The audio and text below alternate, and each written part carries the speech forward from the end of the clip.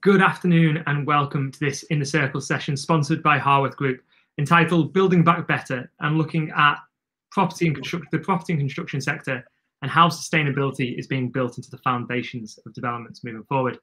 The session is going to be split into two parts. First will be a one-on-one discussion with Peter Henry, the Regional Director for Yorkshire and Central at Harworth Group, and the second, a panel discussion. I'm Ben Ormsby and I'm the Yorkshire editor. And if you would like to get involved through today's discussion and ask any questions, please do so using the Q&A box and button on the right of your screen. So let's get started. Harworth as a company have put sustainability front and centre with its Harworth Way, which includes 5 key pillars: communities, planet, people, partners and governance.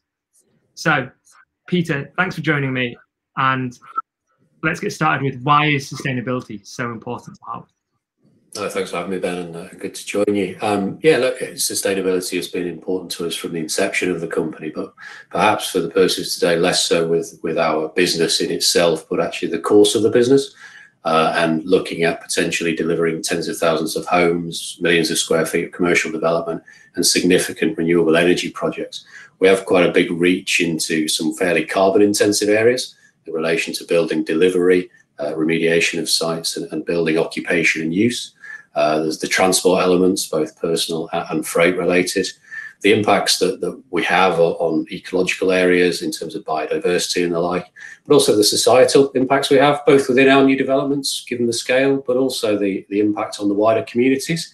And look, as you know, as a company, we started by taking on many of the former coal mines across Yorkshire and the Midlands.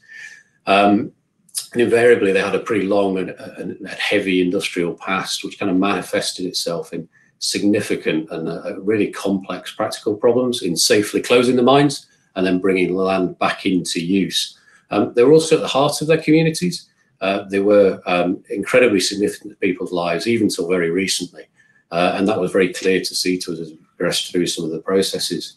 And on top of that, look, the mines were invariably the key, and in some cases the only major economic activity in the areas within which they were located.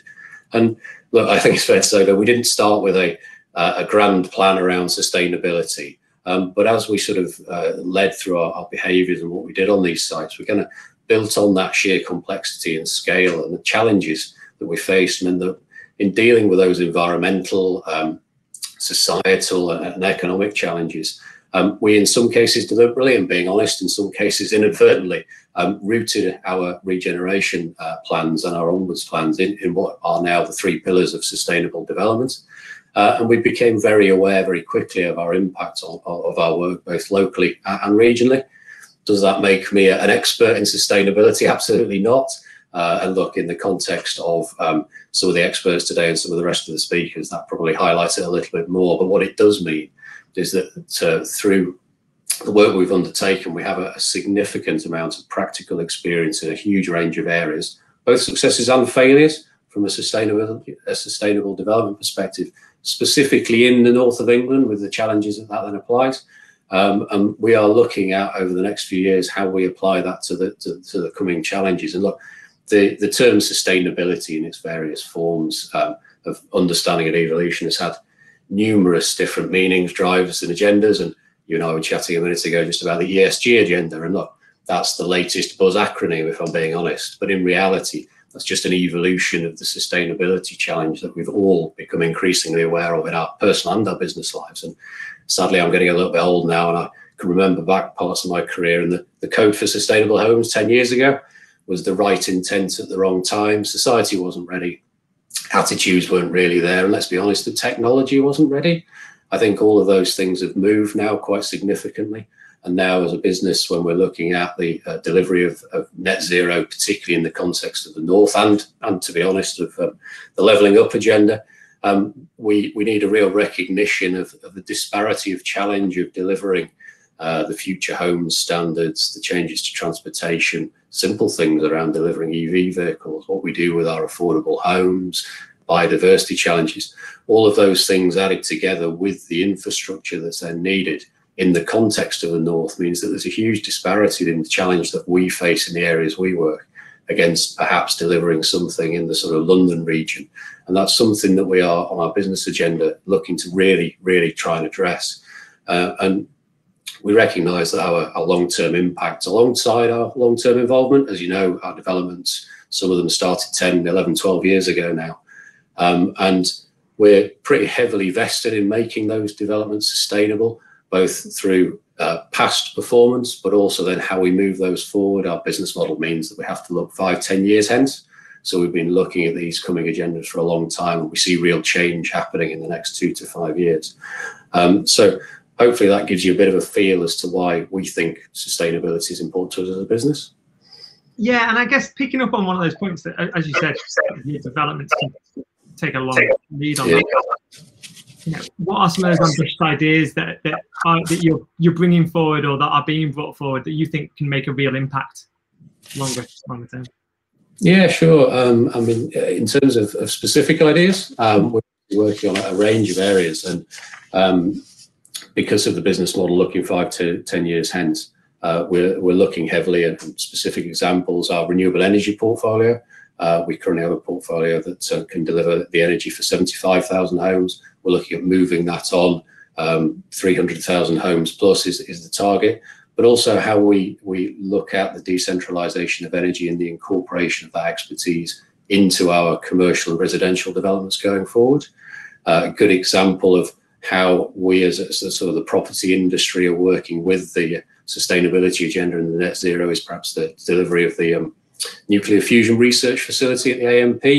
That was a real sort of partnership approach to give the very intelligent research guys the building that they needed in order to do the investigations they need. And that's a really good example of a sort of slight aside as to how we would influence. In terms of the transport agenda, we are investing heavily in rail freight enabled sites, reusing some of the infrastructure that was there with some of the power stations and coal mines that we've taken on. And that's really looking at how the zero carbon agenda from a transport point of view can progress. And we briefly chatted about the Canals and Rivers Trust. There's an angle there with bringing the canals back into use and removing a lot of the infrastructure and the freight from the roads. We're in partnership with Sheffield Hallam University on a thing called the Active Towns programme, which is looking at bringing health and well-being into our sites. And we're also working with Birmingham University on 5G Innovation Hub and the Connected Forest project in Sherwood Forest down in Nottingham, as to how we can utilise the coming technologies from 5G perspective in how transportation works and how the houses work. And look, last by no means least, the zero carbon agenda around homes and modular homes. We're working very closely with a startup company who are delivering their first set of zero carbon homes and looking at how that impacts on our delivery of regeneration projects. And we're working with a mainstream house builder to look at how their model will change and the impacts that's going to have on us. And that's the interesting part, isn't it? That the way you said that, Harworth's portfolio is vast in the sense of it is a little bit of it has bits of everything in it, from residential to those larger industrial sites. But as a whole, the property and the construction sector has always been a heavy contributor to emissions. Yes, it's one of those things. It's the elephant in the room in that sense. But how you're shaping that is fantastic, and hopefully over the rest of this session we'll be able to get an idea of how else the property sector can evolve. So I guess that leads me nicely on to welcome the additional panellists. We have Gary Woodhead, the founder of Curveblock, and hopefully we have Beth McQue, the planning and development manager in Keyland. That was fantastic. I like it when technology works in my favour. There's always that nervous moment of me announcing it and not knowing what's going to happen. So, Gary, Beth, would you like to introduce yourself first? Ladies first. Yeah. Right, Beth first. Yeah. Hi everyone, good afternoon. My name's Beth McQue and I'm one of the planning and development managers at Keyland. For those of you that don't know who Keyland are, we're the sister company and development arm of Yorkshire Water. Hi everyone, I'm Gary Woodhead, one of the co-founders of Curveblock. 30 years of experience in construction, all four verticals, residential, commercial, industrial and agricultural. And I will touch on what we're doing with regards to energy positive housing as we speak further. Thanks. Perfect. So picking up on Peter's points about what Harworth are doing, how is the industry approaching the sustainability challenge in a holistic way, and how do we convert the construction and property sector from the elephant in the room of emissions to being a contributor towards that net zero goal? Does anyone want to try and answer that one first? Yeah, it's holistic. It's all intrinsically linked. The Earth isn't getting any bigger. The population is continually climbing. And the biggest polluter of CO2 globally is construction, whether that's new assets or established assets. So it's all holistic. It's one entire problem. And sadly, the biggest players in the market are guilty of being the ostriches, because whether they're too big to pivot, or whether it's not in their financial interest to make that significant change before legislation forces them to do so. And for us, that's a positive. It's a negative for the planet, but for us, it's a positive because it allows the innovators the ability to get a foothold in a sector that's predominantly controlled by a handful of major players. I agree with that as well, and I think just on what you said there, Gary, because sorry, is my sound okay? I'm getting a bit of feedback. It's okay. I was just going to add that I think in terms of approaching the sustainability challenge in a holistic way, we have got some way to go with that still, and that point about not just waiting for policy to come through. And I think there is that public-private sector split at the moment in terms of attitude, and the onus is very much on the public sector and government to push through and change legislation, bring in new policy, which is all well and good, but I'd argue it's probably not being done fast enough. And I think the private sector, and this is a generalisation, but they are often sitting back and waiting. A lot of developers just sitting back and waiting for those changes to come into force, being more reactive as opposed to proactive. And I think that's absolutely the wrong mentality, and it can be quite dangerous, really. The fact of the matter is we're all in this together, and unfortunately it has become the norm for a lot of developers to push back against policy objectives, when really we should be seeing that policies at the moment in, for example, council local plans as a bare minimum. We should be reaching beyond if we want real tangible action on the ground. Yeah, and I completely agree with that, and I think there's also an element of not waiting for policy. Innovation happens prior to policy, and so moving beyond that's the way we've always done it discussion, I think, is into what we're going to be progressing in the next few years. And I think the point, Gary, you raised around holistic development is absolutely right. As an industry, historically, we haven't been particularly good at being holistic. We'll treat the house and the road and whatever else comes with it separately. I think the changes that are coming are going to force us to bring those things together. And I think from a governance point of view, we're Harworth at a high level. We've set up an ESG board committee, which brings on the experience of both our companies, but also our board members, to give us that governance and direction and to pull together what we're doing to share with the industry. And on a practical level, we are looking at a huge range of things that Gary clearly mentioned. And there's a lot of Betamax VHS discussion going on for those old enough to remember. And what we've all got to do is find the VHS. So, yeah, the policy aspect for me is we hear a lot of buzzwords saying, "Oh, we're going to be X by year Z," and a lot of these timelines are kind of talking 2040, 2050. It's only 2 minutes since I was at school as a kid in the 80s when the odd teacher was talking about what was coming and effectively got laughed at, kind of being deemed the hippie of the school. And yet, look at the major problems that are happening globally at a sustainable level. And I personally feel that policy needs to be accelerated, like we see policy accelerated during a pandemic, during a major war. We're not in a position for this can to be kicked down the road for another 2 to 3 decades, because by the time we get there, it'll be the kids that are suffering because of our lack of action. Yeah, I think I agree with that, and it's the fact that we now know the majority of local authorities in this country have declared climate emergencies, but there's the action that goes with that. It doesn't correlate, and I think a prime example or a smaller example of that on the ground is just generally what comes to mind, the topic of biodiversity net gain, and the fact that we're still sat around waiting for the environment bill to come through and then feed down into policy. We know that's going to be some time away yet because it's already had significant delays. Why is that the case? And at the moment it means there is no real kind of policy requirement that can be applied to development sites to get people to that 10% level. It's something at Keyland that we've decided on internally to say, no, regardless of the policy, this is what we are driving towards, and across the board in our development sites, because we acknowledge that the policy isn't moving quick enough. I think the policies should push as well to allowing the innovators and the SMEs to the table that have solutions.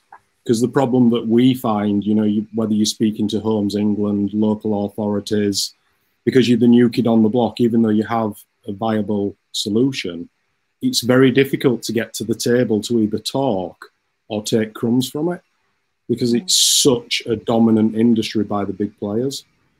Yeah, and that issue of covenant is one that the industry does need to address. In some fascinating discussions on the green finance topics earlier, and the point you raised, Gary, is absolutely right, and is one that we, if I'm being honest, struggle with in terms of working with new entrants. Not through any want of wanting to do that, but just through the hoops that those people have to jump through. So, and taking that, I guess then, what are those changes then that, as an industry, you can make that can potentially have some of the biggest impact on that climate change? Let me take this one, if that's okay, guys. Yeah. Here's a statistic. So 173,000 terawatts of solar energy constantly hits the Earth. That's more than 10,000 times global usage of energy, right? So there is a simple answer to this. And we've released the first prototype. It's a modern method of construction house. Some people call them modular, but basically it's an MMC house that's integrated with around 12 various technologies with regards to renewable, and it's energy positive. So the prototype house we've done it basically doesn't use fossil fuels, doesn't require gas, it's 100% electric, no utility bills. The prototype that I filmed and put on social media the other day is 250% energy positive, so it's actually creating more renewable energy than it consumes. And this is ironic on how good and fast the technology is changing. Whilst I was at the factory on Monday, talking to one of the guys in the factory, he basically says if we now converted that PV on the prototype to this PV, it will make it 800% more surplus than consumption, which is amazing for the planet. It's amazing for construction because we are the biggest culprits within real estate, commercial, industrial, whatever that may be. But look at beyond just the CO2 element. You're then bringing in the financial aspects of it. So you've got houses that can be built for the same cost as a brick and block traditional house, but that house is all of a sudden becoming a financially yielding product beyond rental yield and capital growth.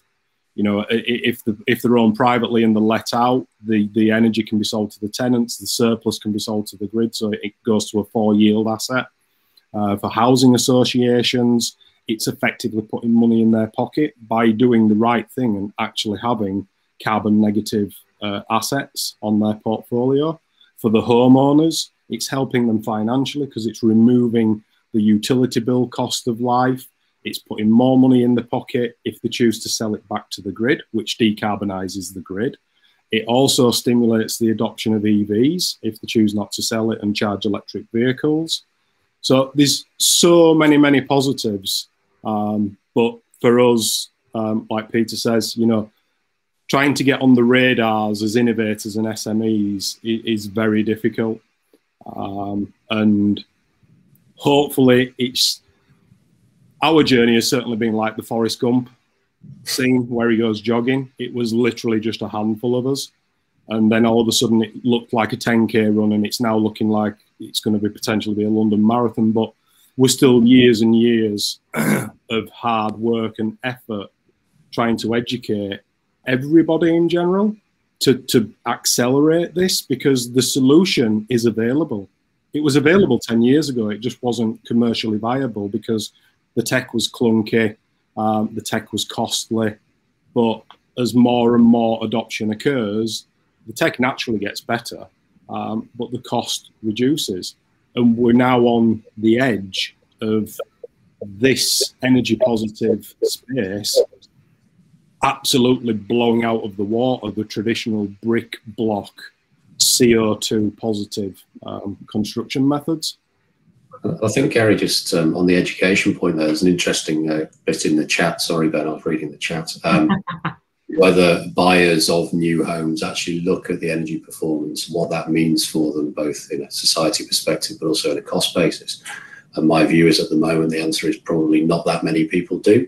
And I think the education piece for us as an industry to get that message out, that it's not just the capital outlay to deliver these things, it's also then what happens going onwards is really, really important.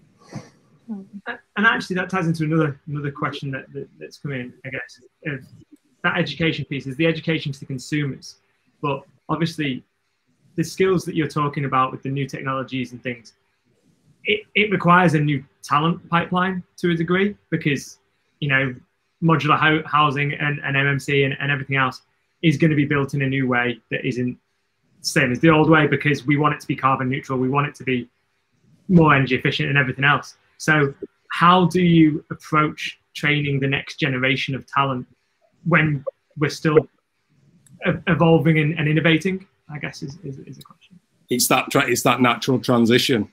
When something new comes along, is it going to have impact on an established tradesmanship? Yes, it will. Bricklayers is a classic example by making the transition into energy positive MMC.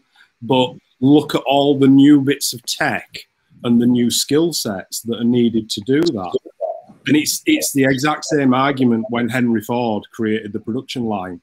What about all the blacksmiths? What about all the veterinarians? They're all going to be out of a job. But it's the positives and negatives of progression through innovation in my eyes. And I think as well, it's the fact that you do have younger generations coming through now that, you know, just in terms of entering the housing market, for buyers and renters, they are more socially and environmentally conscious than ever before. And, you know, that is the target audience for those types of jobs. And if there's already a vested interest, because it means perhaps more to them than older generations, perhaps, then you've got maybe a willing audience who would be interested in that type of work as well. Which is, and it's fascinating talking about it with the future. You know, and the next generation of houses to be built and everything else. Obviously, Peter, Harworth have an estate that some bits older. You know, how hard or what needs to be done to perhaps retrofit some of this new technology into those, and actually, you know, how should funding come from? Should it be a central pot perhaps, or does it need to be done by the developers and the owners in that sense? I think, as always, the answer is a balance. I think from a funding perspective, the work that is likely to come through the likes of Sheffield City Region from the Green Funding Deal, that's absolutely the right method. There's also an element of encumbrance on the likes of Harworth to upgrade their estate and to work through that. But there are ways and means of doing that will allow a gradual upgrade. And I think perhaps uniquely, Keyland may be in the same boat, that we have parts of sites that have been built over the last 10 years and parts to build. And one of the challenges for us is to integrate those two things together, to build to what are the coming and new standards, to make sure that they're appropriate, but also then to look to how that fits in with standards that were in play 10 years ago. The retrofit of, say, solar panels onto existing commercial stock is an easy win in a lot of ways, and it's one that's becoming far more fundable. And I think just exploring that a little bit further, the funding markets, as was explored earlier today, are crucial to that, and allowing those changes to standard commercial building structures to allow the funding to flow through and be recognised, both in the capital value and then the operational. And Gary, there is a question aimed squarely at you and Curveblock. Could that model for developing homes be mirrored onto larger scale buildings, whether it's schools and hospitals or what else? Or do you think it would only work? No, yes, it could. It could. You could have energy positive schools, energy positive retail stores. Yeah, it's the reality is when you look at some commercial buildings, they would actually be more energy positive because they don't have the foot traffic and the usage of power that a residential dwelling does. You look at a residential dwelling, you could probably look at your Wi-Fi and see 32 devices all pulling off of it because there's you, the missus, and an army of children, and all the appliances within that asset itself. Whereas you take that same construction mechanism and you, as an example, you know, you build a healthcare building. You've got a vaster area harnessing that available energy via the PV and the other bits of tech. So a classic example is farmers. I'm surprised nobody's really adopted it within agriculture. You see these huge sheds that pretty much just house livestock or machinery. And if you were to actually use photovoltaic on all the facades and the roof and basically run that through a system into something like the Octopus tariff, that shed that's virtually using no power would generate thousands for the farmer. So yeah, it's not just residential. That's just our remit where us as innovators have started because the people in our ecosystem allows us to do that. But yeah, it could be rolled into anything. I guess the question is obviously if you start talking skyscrapers and all the big concrete steel stuff, then it's a different conversation. And I think to add to that, it's not quite the elephant in the room. It's the natural follow-on is how the grid is going to cope. It's a topic of discussion at the moment, and the balancing. As an infrastructure provider, that's really top of the agenda of things to try and work through. And a big part of that is moving, if not completely, but at least slightly away from the centralised energy system to be more demand responsive. And the commercial buildings, Ben, in answer to your question quite frequently, the analogy is probably the flicking on of the tea at the half-time of Match of the Day in the 80s. Companies will switch on their machinery at 3 o'clock on a Wednesday, and for the rest of the time don't need the power. And so an area that we're looking at with our renewable energy colleagues is how we address that to avoid it becoming a constraint to use of advanced manufacturing and really the ongoing sort of levelling up agenda in the north. Which then, I guess, the other question that always comes to mind when we're thinking about, you know, the property sector and the development, and it was touched on at the start, is how do we encourage planning being a big one to embrace it? You know, we've talked about legislation.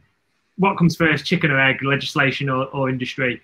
Well, it feels like the opportunity is that they can go hand in hand, but it almost needs that planning part to play its point. 100%. We've had planning changes in the last 12 months that indeed. I've spoken to don't go far enough. The planning system in the UK is painful, absolutely painful. The simplest method I feel that the government could do, whether that's central government or your local authorities, incentivize the innovators and the SMEs in the space, and penalise the bigger PLCs that are refusing to embrace this, claiming they're too big to pivot, even though they've got the deepest pockets out of all of us. So incentivise those that are delivering and penalise those that are doing your classic CO2 producing orange box, putting 3 solar panels on it and saying, hey, we care about the planet, yet they own all the land that the bought off Homes England. So yeah, incentivise and penalise. It's a simple policy change, and you'll soon see the ones with the deeper pockets making that faster transition, as opposed to waiting for 2025 legislation to come in when gas gets banned from new construction. Yeah, I think unfortunately it is the case that unless there is that drive from both sides, we're not going to achieve true sustainable development as quickly as we need to. And I know it's a topic that will always be brought up linked to planning, but the situation is made worse by the strain on local authority resource, and it's difficult at a local level for officers to force change, I feel, and to secure the best value without that support from the private sector, unfortunately. And when I say value, I'm not referring to financial receipt. I'm talking about value added with regards to, all facets of sustainable development, but they do come hand in hand. I think just from our perspective, working at scale with developments that can take, 20 years in the planning process. And I've said this elsewhere, I think the recognition of the need for flexibility within planning is utterly crucial. And it's a very difficult thing to do. But in order for us to address these coming changes and to deliver change quickly and both at scale, the recognition within the planning system that when you get planning, that's only a point in time, needs to become a culture change, because in reality, without that, the planning permissions granted in the next 3 or 4 years potentially won't take advantage of the things that are available in 5 to 10 years. Which then brings me nicely to obviously the topic of this session, or the title of it is Building Back Better. It's a narrative that we've heard Boris Johnson shout about and government ministers shout about for what feels like 12 months now.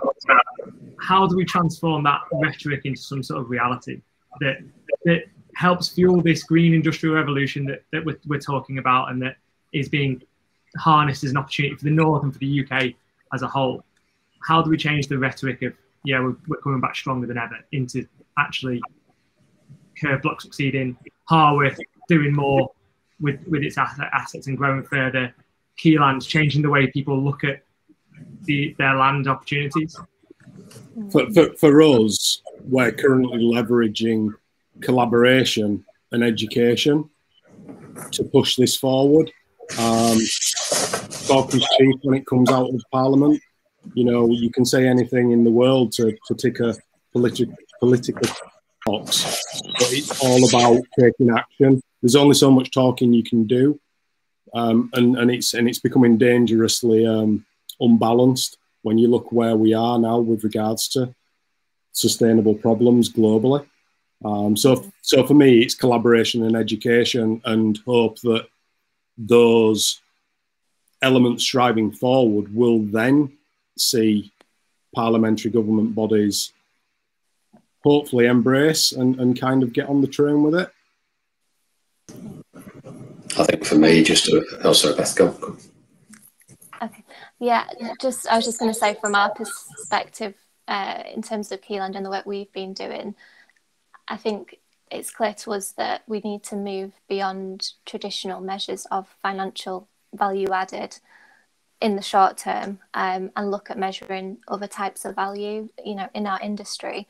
Decisions on strategy, design, partnerships, disposal sites, they're all considered based on simply the financial capital of a project, and often that is at the expense of how sustainable a scheme is. And I'm not saying this naively, because I know ultimately money makes the world go round, but I think we need to help to ensure decisions are no longer based solely on costs, and we take a wider perspective from the outset of a project as to the wider benefit across sustainability generally. We've adopted something called the 6 capitals model of sustainable development.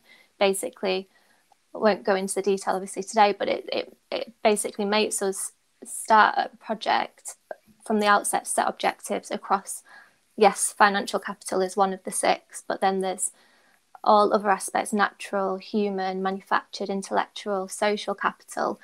And it's that taking a step back and reflecting before we crack on with a scheme to say, actually, what are our priorities here, and how are we going to try and aim for something that is exceptional and beyond the sort of business as usual that we're seeing at the moment. think one wish from me then, Ben, briefly, I guess. The recognition that one size fits all doesn't work. And a regional perspective, the challenges are the same through the zero carbon agenda and biodiversity and everything else. But the commercial viability of where we are working is very different between working in areas like Yorkshire and working in the southeast, and recognition from government, both centrally and regionally, that those challenges are there and are very real. Which then leads me on to a bit of forward thinking, and I would say you're not going to be held accountable, but the session's being recorded, so there is every possibility this will come up again in the future, and you will be held to task for it. So, but how do you expect the industry to develop and change, and how quickly do you see some of these changes happening? Do you think it's going to be within the next 1-2 years? Are we looking longer term, and if so, how do we speed that up? Because as someone's put in the comments, people want it now. The young generation, whether they're looking at jobs or buying products or whatever it is, they are taking into account sustainability. So how do we do that? And one other one, it's a long question, I'm sorry. A lot of the stuff we've said, and we said it off before this session started, feels like it's taking a step back and looking at how we've done things in the past and embracing some of our historical assets and strengths to benefit our future. So yeah, how do you see some of those opportunities coming forward? I'll let whoever wants to go first go first.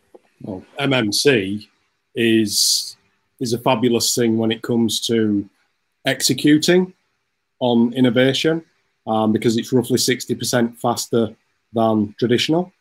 Obviously, you're not reliant on having bricklayers and sunny weather. This is all produced off-site.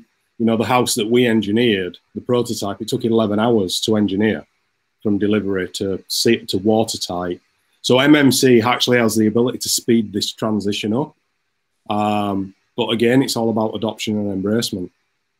You know, it's infinitely scalable. The more houses you need, the more factories you build. All they're doing is working off engineering packs. It's like Lego, albeit it's creating renewable energy, it's sustainable, it's a financially amazing product for the public or the authorities. I personally think the solution could easily be solved within less than a decade, but you've got to get the big people. You know, you've got to get the big PLCs playing ball.